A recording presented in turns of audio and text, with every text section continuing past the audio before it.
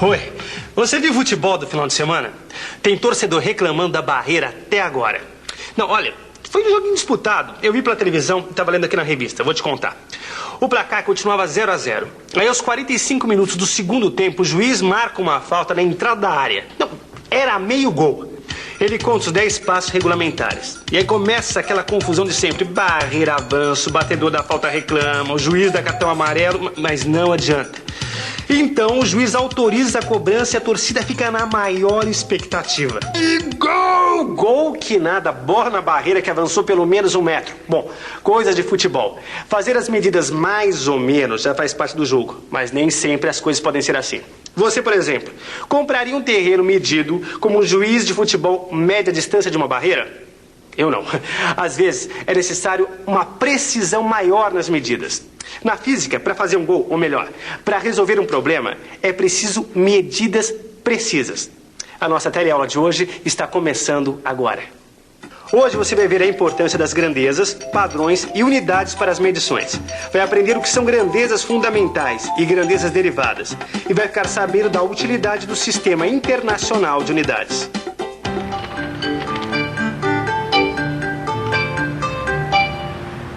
Oi, olha, eu não sou uma fanática por futebol, mas essa história de barreira vem bem a calhar. Você sabia que durante muito tempo as medidas de comprimento foram feitas da mesma maneira que o juiz mede a distância da barreira? É verdade, as pessoas usavam partes do corpo como instrumento de medida. Não, era um tal de dizer que o objeto tinha a largura de um dedo, o tamanho de um pé, de um palmo, de um braço. Olha, Maristela, eu achei um negócio que tem tudo a ver com esse assunto. Ó, essa aqui é a Rosinha, ela é monitora aqui comigo. E como eu, ela é louca por física. O que você achou? Escuta só. A largura de um dedo, o tamanho de um palmo, pé ou braço, o comprimento de um passo foram utilizados como medidas de comprimento durante séculos por todos os povos da antiguidade. Na verdade, até hoje ainda é comum a gente ouvir dizer que uma mesa tem tantos palmos. Pois é, mas aqui está dizendo que à medida que o comércio entre os povos foi se desenvolvendo, surgiu a necessidade de criar padrões utilizados por todos. Mas não adianta nada criar padrões se você não tem como comparar um padrão com o outro. E para fazer comparações entre os padrões, é que criaram os instrumentos de medida. Mas aqui está dizendo que esses instrumentos de medida foram sendo tão aperfeiçoados que exigiram padrões de medidas mais precisas.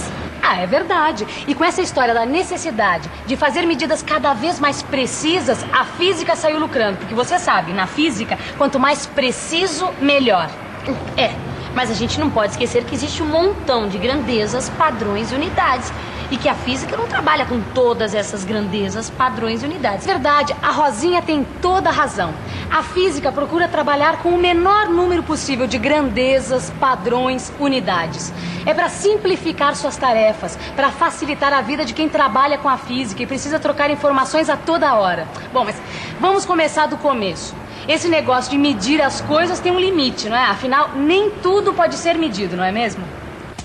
Por favor, cidadão, você poderia me dizer qual a quantidade de preguiça que você tá hoje? 80%. Muita. E qual a quantidade de amor que você tem pra dar? 100%. 100%. Tô cheia de amor pra dar, meu filho. O coração tá cheinho de amor pra dar, viu? Quer um pouco? E ainda, qual a quantidade de felicidade que você teve essa semana? 40%. Essa semana eu tive só desgosto, só tristeza, me roubaram a bicicleta, essa aqui já é outra. Várias felicidades. É claro que isso é uma brincadeira. A gente não pode medir a quantidade de preguiça de uma pessoa, o amor que ela tem para dar ou ainda a sua felicidade. Para os físicos, isso é impossível de se medir porque amor, preguiça e felicidade não são grandezas físicas. Grandeza física é tudo aquilo que pode ser medido e assim pode ser representado por um número e uma unidade.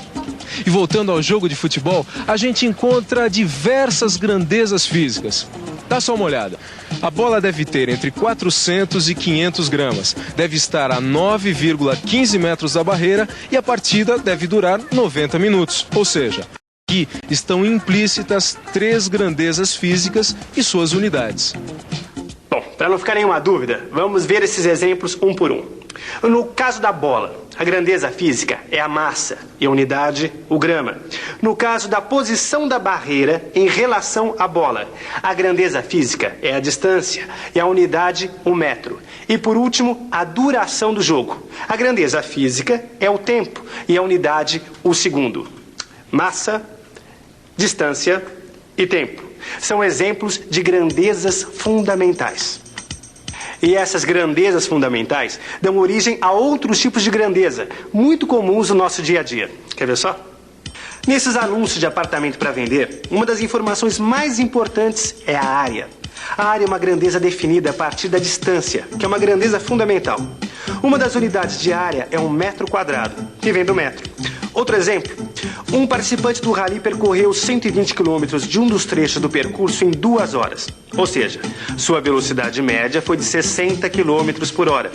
A velocidade é definida a partir da distância e do tempo, 2 grandezas fundamentais. Sua unidade, nesse caso, é o quilômetro por hora. Por serem definidas a partir das grandezas fundamentais, elas são chamadas de grandezas derivadas. Grandezas derivadas e unidades derivadas. Bom, será que é isso? Ó, o metro quadrado deriva do metro. O quilômetro por hora deriva do metro e do segundo.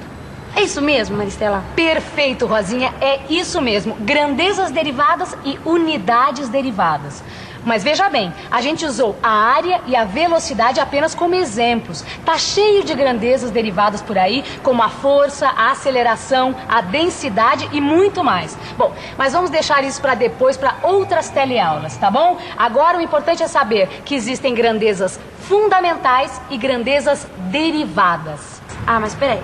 A gente acabou de dizer que para esse negócio de medidas funcionar de acordo, todo mundo precisa usar as mesmas grandezas, padrões e unidades.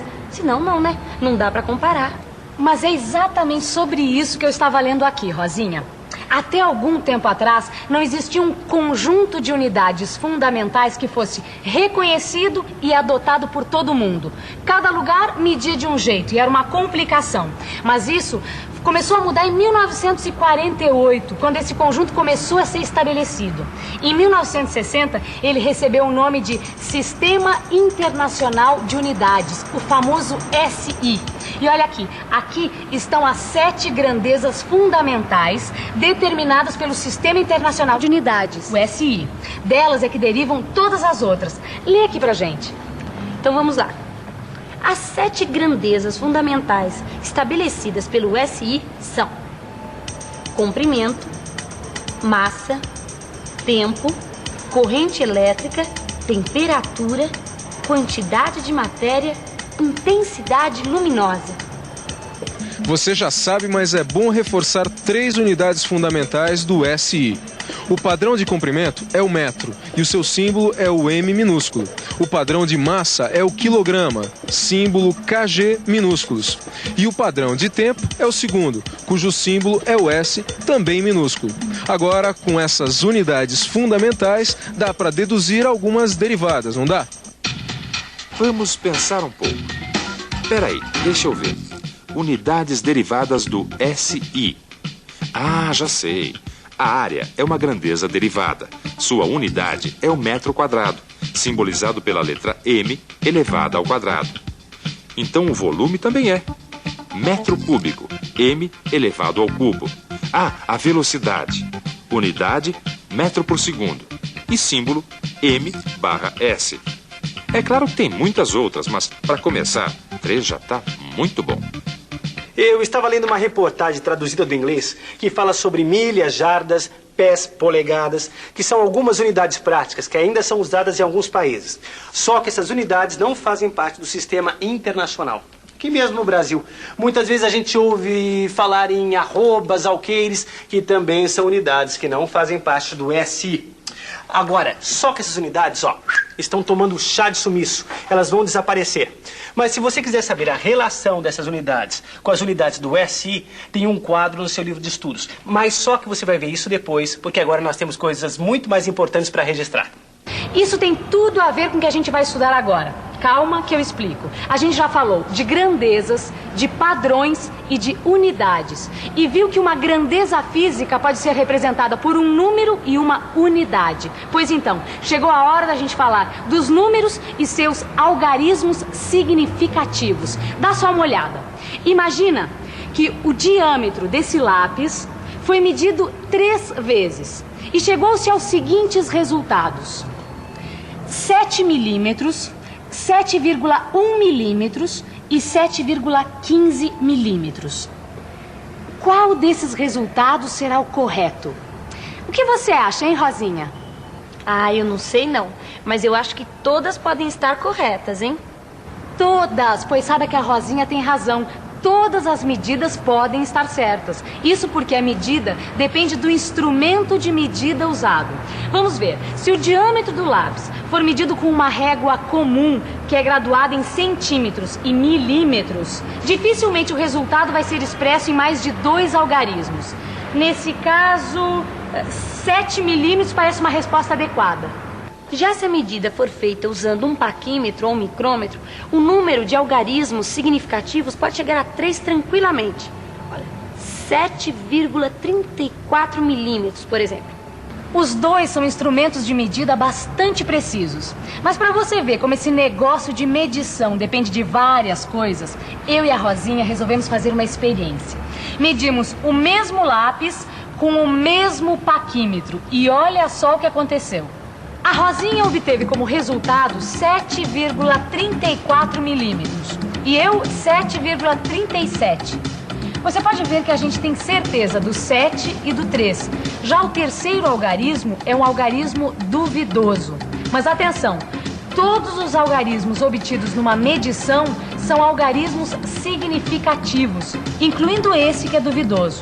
E para chegar a um acordo, eu e a Rosinha decidimos fazer uma média aritmética com os resultados. É só somar os dois resultados e dividir por 2. Resultado: 7,355 milímetros. Ora, mas se a gente só tinha certeza de 2 algarismos, não tem sentido expressar o número com 4. É por isso que nesse caso, Rosinha, nós devemos desprezar o último algarismo da média, o 5. Só que aqui nós temos uma regrinha. Quando o algarismo desprezado é maior ou igual a 5, nós devemos acrescentar 1 ao último algarismo. Assim, a nossa medida vai ficar igual a 7,36 milímetros. Entendeu? Que tal a gente fazer mais medidas do lápis? Ótima ideia. Quanto mais medidas forem feitas, melhor será a média que representará o valor do diâmetro do lápis. Bom, e já que o assunto é precisão, é melhor a gente partir para a revisão, para que tudo que foi estudado hoje fique bem preciso na sua cabeça. E atenção, se liga aí, que é hora da revisão. Na teleaula de hoje, você viu que existem situações em que as grandezas podem ser medidas com maior ou com menor precisão. Aprendeu que durante muito tempo, a medição foi feita usando como referência partes do corpo humano. Mas que com a evolução do comércio, surgiu a necessidade de criar padrões mais precisos e instrumentos de medidas capazes de compará-los. Você ficou sabendo o que são grandezas fundamentais, como a distância, a massa e o tempo. E também o que são grandezas derivadas, como a área e a velocidade. E por último, viu o que são os algarismos significativos e qual sua importância na medição. É muito fácil perceber que o nosso dia a dia está cheio de grandezas, unidades, padrões, instrumentos de medida. A vida moderna exige, mas é sempre bom lembrar que fomos nós, seres humanos, que criamos isso. E que toda medida é um esforço que a gente faz para compreender e interpretar a natureza. Assim, não existe uma medida perfeita, mas é claro que existem tipos de medição adequados para cada caso. Na Fórmula 1, por exemplo, o tempo precisa ser medido em milésimos de segundo. Já a gente não precisa de tanta precisão para saber que a nossa teleaula de hoje chegou ao fim. Agora é com você. Até a próxima e bons estudos, hein? Tchau!